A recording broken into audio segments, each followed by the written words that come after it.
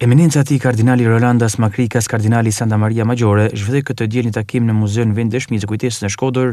Gjatë vizitës, ai u njeh nga afër me historinë e përndjekjes fetare në Shqipëri, duke e cilësuar këtë event si një dëshmi të fortë të vuajtjeve njerëzore gjatë regjimit komunist. Kardinali theksoi se muzeu pasion mjerimi njerëzor që lind kur njeriu largohet nga Zoti, dhe se e keqja nuk ka fjalën e fundit, ndërsa e mira dhe e vërteta triumfojnë gjithmonë.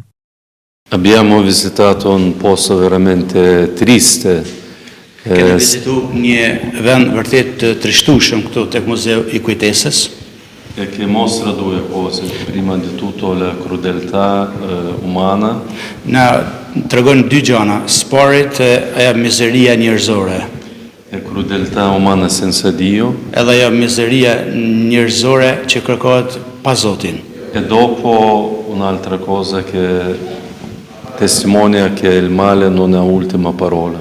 Edhe gjëja tjetër që duhet theksuar se e keqja nuk ka fjalë të fundit.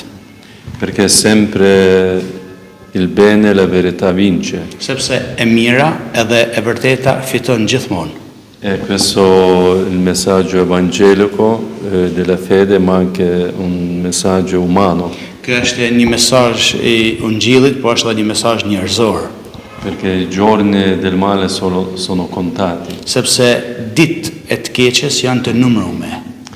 Vizita vlerësoi si një mesazh I rëndësishëm reflektimi dhe besimi për shoqërinë shqiptare.